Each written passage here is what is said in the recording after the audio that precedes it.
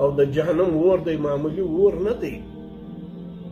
په یو حدیث شریف کې راځي چې د جهنم د اور یو بڅری چې ته د مشرق باندې کښېږدې چې پر کوم ځای باندې لمر راخیږي، چې پر مغرب باندې یو سړی ولاړ وي چې لمر په کوم ځای پټېږي، دا له دا یوه بڅري څه درکېږي، ایره ګرځي. په بل حدیث شریف کې راځي چې د جهنمیانو د خولو یوه قطره دا چې د احد پر غره باندې کښېږدې، دا تر احد غر وي لکه د مځکې تر شکمه پورې رسي. دا معمولي اور دی. او دا اور په چش سره مري چې د خمې سترګې څخه د خدای له خوفه څخه د خدای له عظمته څخه اوښکه تویې شي.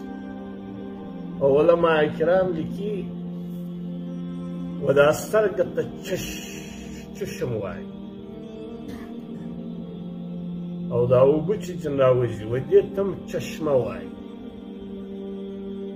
و دې دواړو ته په عربي کې عین وایي، و سترګه ته هم عین وایي. او په دا غرو کې چې له کومې چینې څخه اوبه راوځي و دې ته هم عین وایي. په فارسي کې و سترګه ته چشم وایي، او چې دا اوبه ځینې راوځي و دې ته هم چشمه وایي. وایي د دې مناسبت سره څه دی علما کرام؟ وایي ګوره کومه چشمه چې اوبه بندې کړي دا چینه بېکاره ده که نه ده؟ او له کومې سترګې څخه چې د خدای له خوفه څخه اوښکې بندې سي دا سترګه هم بېکاره سته. لکه هغه چینه چې بې معنا ده چې اوبه نه ترې راوځي، هغه سترګه چې د خدای له خوفه څخه د خدای له محبته څخه اوښکه نه چې تویېږي اوبه نه ترې راوځي، دا سترګه هم بېکاره او بې معنا ده.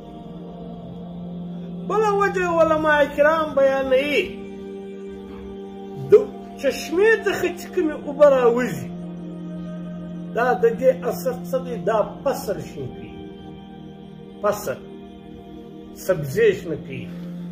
او د خدای له خوفه څخه چې له سترګې څخه اوښکې تویې شي دا د نیکو اعمالو فصل شین کوي. او بله وجه علما کرام دا بیانوي چې د چشمې په اوبو سره چې کوم فصل په وجود کې راشي دا بقا نه لري. شپې شپې وکرله څو عمر دی، کتۍ دې وکرله، باغ دې تکثیر شوی. د چشمې په اوبو سره چې کوم فصل آباد شي په وجود کې راشي دا بقا نه لري.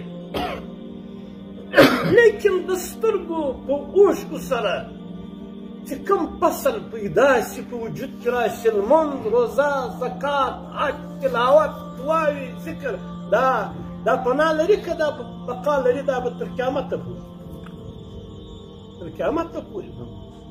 د چشمې په اوبو سره د انسان ظاهري صفایي راولي، کپړې به په پرې مینځي، بدن به په پرې مینځي، لوښي او برتن به پرې مینځي، ظاهري صفایي راولي. لیکن د چشم د سترګې په اوښکو سره چې کومې په دې سره د باطن صفایي راځي. د انسان ګناه ختم کوي، دا ګناه هم پلیتي ده. د انسان زړه صفا کوي، په زړه کې ظلمت لرې کوي، نور پیدا کوي.